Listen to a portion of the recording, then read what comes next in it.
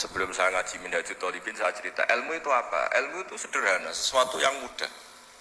Karena ilmu itu fitratallahi allati fataran nasa napa? Misalnya begini, saya orang miskin, nggak punya apa-apa. Sudah nggak punya apa-apa, nggak punya jabatan, terus keluarga yang nggak pati loyal, mungkin istri ya nggak ngidolakan kita, bahkan anak kita sendiri juga nggak ngidolakan kita. Itu kan sial-sialnya orang, anak kita aja nggak pernah ngidolakan kita. Tapi untuk bahagia itu sebenarnya sederhana. Sederhananya begini, orang pinter itu ingin mempertahankan kehidupannya, terus pinter sampai berobat habis banyak ke Belanda, ke Jepang supaya mempertahankan nyawanya. Nah, si miskin ini kalau dia setiap makan, ya Allah, saya dengan makan ini mempertahankan nyawa saya. Sehingga makan itu satu kajian ilmiah bahwa ini luar biasa.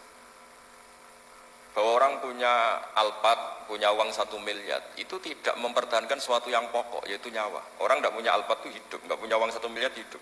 Tapi kalau nggak punya nasi 1 piring, nggak punya air 1 gelas bisa mati. Artinya apa? Orang miskin itu yusyarikul aghniya, sama dengan orang-orang kaya dalam hal kepemilikan hal-hal yang pokok. Tapi kadang-kadang orang miskin itu ya nyon sewu agak belagu, sudah miskin ingin punya Alphard, sudah miskin ingin punya uang, ya dia tersiksa. Harusnya cara berpikir nggak punya Alphard itu masih hidup, nggak punya uang 1 miliar masih hidup. Yang punya Alphard hidupnya juga pakai nasi 1 piring, yang punya uang 1 miliar juga pakai nasi. Ya kalau itu kan sama, saya punya. Kalau gitu kan bisa miskin rasa kaya. Itu memang harus dilatih. Nah, kalau orang kaya kan rumahnya banyak di mana-mana. Memangnya kalau rumahnya banyak di mana-mana terus tidur di sini 1 jam, di rumah itu 1 jam, malah nggak bisa tidur kan? Tetap aja yang dipakai 1 kamar. Itu gunanya apa punya rumah banyak? Setidaknya zaman miskin itu dia berpikir gunanya apa punya rumah banyak dipakai ya hanya 1. Meskipun suatu saat kalau dia kaya juga berpikirnya agak rubah. Ya penting punya rumah banyak biar kemana-mana punya rumah, nggak apa-apa. Tapi sementara masih miskin jangan berpikir seperti itu. Lah yang menjadi miskin kacau kan sudah miskin berpikirnya gaya orang kaya, itu kecelakaan itu. Lah itu ilmu, maksud saya itu ilmu. Sehingga dulu Nabi ngajari orang miskin itu sederhana. Ketemu orang miskin sama Nabi diajarkan. Nabi diantara ajarannya begini. Ada seseorang man asbaha, orang yang setiap harinya mu'afan fi jasadi, dia sehat, aminan fi sirbi, negara dalam keadaan aman, tidak dalam ancaman. Indahu qutu yaumi, dia hari itu punya makan. Faka'an nama khizat lahu dunya bihadafiriha, berarti dia sudah punya dunia dan seisinya. Karena polanya sama. Buat Presiden Amerika itu yang untuk mempertahankan nyawanya yang makan pokok dan minuman pokok, bukan jabatannya sebagai presiden atau punya uang triliunan. Yang paling kaya di Indonesia juga gitu, untuk mempertahankan hidupnya juga dengan makanan pokok. Dan itu orang miskin punya. Kehidupan paling top itu apa? Ya kehidupan yang mempertahankan nyawa itu yang paling top, lainnya itu enggak. Karena mempertahankan nyawa ini super penting dan orang miskin bisa. Nah, saya berharap ilmu seperti inilah menjadikan dulu itu kuat ketika melawan Belanda. Kenapa kuat? Karena mereka gampang syukur. Barokahnya gampang syukur itu selesai dengan dirinya sendiri. Kalau bahasa intelektualnya itu, orang kalau sudah selesai dengan dirinya sendiri bisa berpikir memanfaati pada orang. Dulu orang-orang miskin ketika era sahabat, termasuk era para ulama yang mendidik para umatnya, itu selesai dengan dirinya sendiri. Nah sekarang banyak orang miskin juga termasuk orang kaya, bahkan belum selesai dengan dirinya. Wah itu angel, ngajak jihad angel, karena dengan dirinya saja belum selesai. Maka masyhur itu kan ketika perang Tabuk, ada orang datang kira-kira kalau Indonesia pakai beras 4 kilo, ya Rasulullah yang 2 kilo tak kasihkan keluarga kami supaya bisa makan, yang 2 kilo tak kasihkan jenengan untuk biaya perang.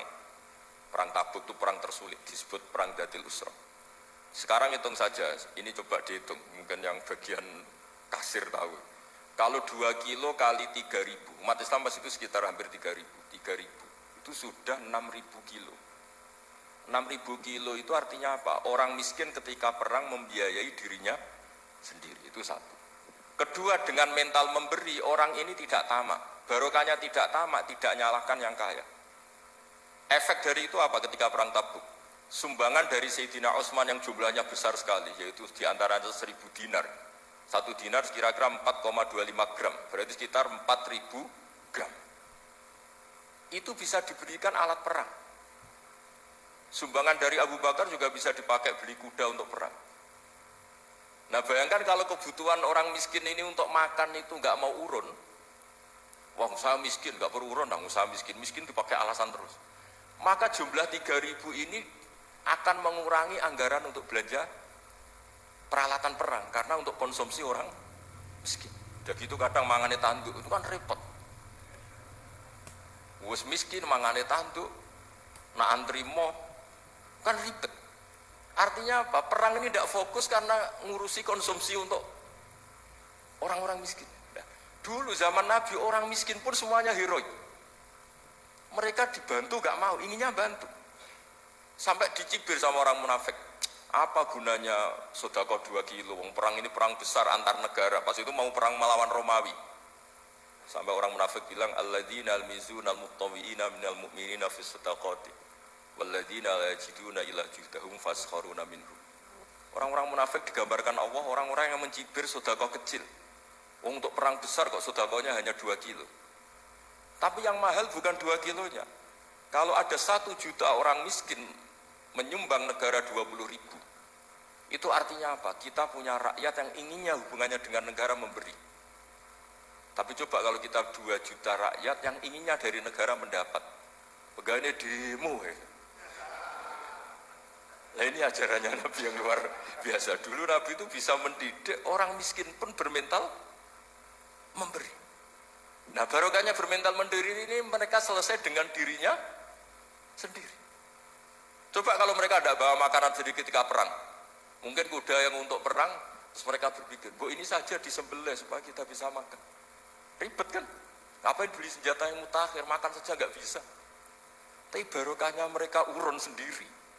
Mereka selesai dengan dirinya sendiri. Di hebatnya didikan Rasulullah Shallallahu Alaihi Wasallam. Dulu Mbah Hashim dan kawan-kawan itu berhasil mendidik seperti itu. Santri yang miskin-miskin itu kalau ngaturi kiai duwene telo itu kayak no telo, duwene wi itu kayak no wi. Sehingga kiai sing wis mapan-mapan, misalnya kados kula wonten kan mun setengah mapan. Ya akhirnya ya iso mangan wi. Jebule wi ku ya enak. Santri ya seneng mergo kiai ini seneng pancen wis suwi mangan pizza misalnya. Ya tapi nek sing melarat terus aku melarat kiai tak kei wi mosok doyan. Wis melarat medhit di alasan kan ribet kan. Ini yang perlu dihilangkan. Medhit kok berargumentasi. Tapi yang mahal itu bukan wi-nya, mental memberi. Orang itu kalau mentalnya memberi itu berarti selesai dengan dirinya. Tapi kalau tidak bermental memberi pasti tamak. Dan tamak itu mesti menghakimi orang lain. Maka dalam kitab Hikam diterangkan, penyakit terberat itu tamak. Kenapa? Karena orang pikir itu tidak ada kata-kata kitab Hikam, bukan kata saya. Yang ada itu tamak. Misalnya gini, saya kenal PLT Bupati Kudus. Tidak pernah saya bilang beliau kikir. Tapi sekali saya pernah ngajukan proposal tidak kesampaian. Wah, beliau medit. Jadi saya menvonis medit itu sebetulnya ya karena punya keinginan tidak kesampaian. Coba kalau enggak, gue medit orang serap penting. Misalnya anak-anak muda sama orang-orang cantik di Jakarta, pernah nggak kamu bilang itu sombong? Enggak kan? Setelah kamu bilang, Mbak aku ingin kenalan mbak sampean, terus dia agak mau, baru kamu bilang sombong karena keinginan kamu enggak. Nah, bayangkan kalau orang bermental tomak, kayak apa bangsa ini? Nah, sahabat itu dididik oleh Nabi, tomak itu selesai karena keinginan mereka memberi. Sehingga Indonesia bisa merdeka begini itu barokahnya didikan ulama, semuanya ingin memberi. Dulu belum ada negara, tentara-tentara kemerdekaan kalau di kampung-kampung itu ya dibiayai donatur-donatur, termasuk bahasa saya, buyut saya dulu. Itu berapa ton aja beras untuk pasukan Hizbullah, pasukan TNI.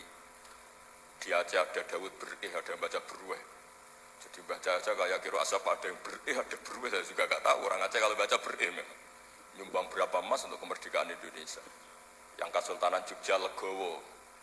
Jogja tidak lagi negara tapi diberikan bagian dari Indonesia dan seterusnya. Nah, jadi semua ini barokahnya didikan Rasulullah SAW yang diteruskan para ulamanya bahwa nomor 1 didik masyarakat itu bermental memberi. Dengan bermental memberi apapun kecilnya ini selesai dengan dirinya sendiri. Itu kalau sampean nggak punya mental memberi, nanti pulang dari Pemda, sok acara ini kabupaten berkata ini, dok ribet itu. Awas itu, bar ngaji langsung lali berarti sampean. Sudah kalau nggak urun ini sudah luar biasa, nggak urun untuk berkat itu sudah luar biasa. Jadi itu yang makanya Nabi itu Quran dimulai wa mimma rusaqnahum yunfikun. Quran mengajarkan bermental memberi yunfikun. Nabi berkali-kali ngulang al yadul ulya khairum al yadis sufla. Dan memberi itu tidak harus nunggu kaya. Gambarannya Quran tentang orang baik itu gimana? Alladzina yunfikuna fis sarra wa dharra. Bukan fis sarra saja, ketika wa dharra juga. Saya pernah guyon sama orang kaya di Jakarta, dia uangnya miliaran, mungkin malah triliunan. Guyon sama saya, Gus saya ini sudah sekian bangun masjid di mana-mana. Saya ini berarti hebat. Enggak kata saya, enggak ada masjid agama tetap jalan kata. Karena di kampung-kampung sudah banyak masjid kata. Masih keren tukang becak kata. Kok bisa Gus? Sampai nyumbang masjid 1 miliar, itu masjid apa kata saya?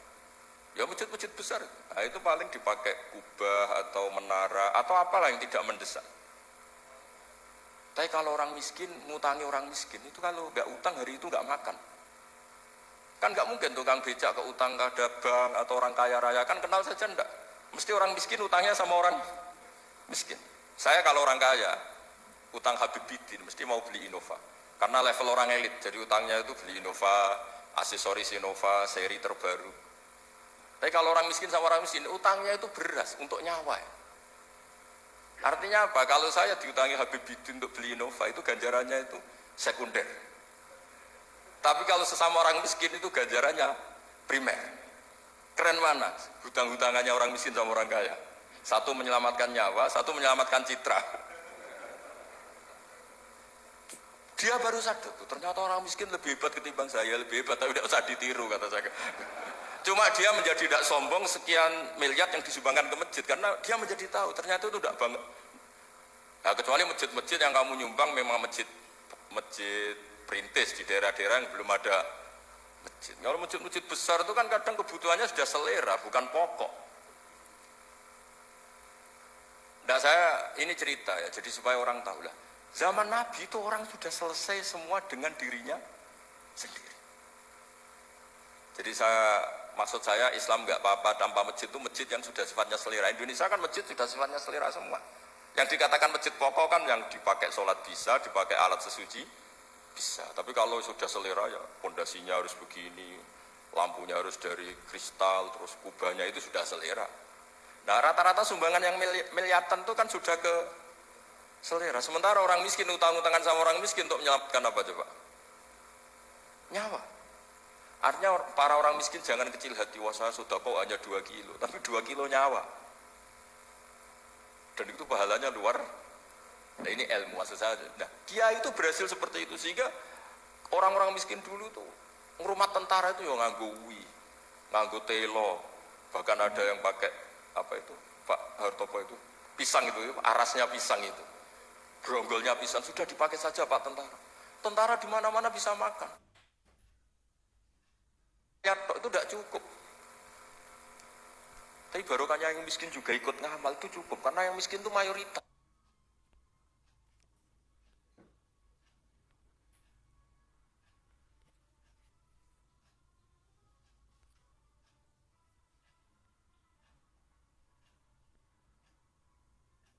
Banyak tentara yang ketika dicari Belanda pura-pura jadi petani. Ini juga yang menyelamatkan orang miskin.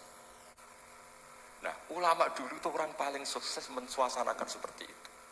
Itu yang diceritakan di perang Tabuk, mimpa di maka tayazihu qulubu fariqim minhum. Jadi perang Tabuk itu perang di antara yang paling diceritakan Allah berkali-kali apa? Ya Rasulullah tadi malam saya buruh dan ini dapat 2 sok ya kira-kira berapa kilo lah.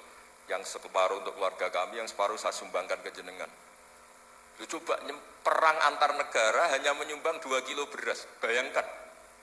Tapi nilainya bukan 2 kilo. Kalau 2 juta rakyat Indonesia nyumbang 2 beras, artinya hubungannya dengan negara hubungan ingin memberi. Dan barokahnya hubungan ingin memberi, ora pati kecangkeman tomak, ora pati kakean menuntut. Ini yang mahal itu yang gak ternilai itu. Dan itu menjadi kekuatan yang luar biasa sehingga umat Islam bisa mengalahkan pasukan Romawi. Nah Indonesia dulu kira-kira seperti itu, prakemerdekaan.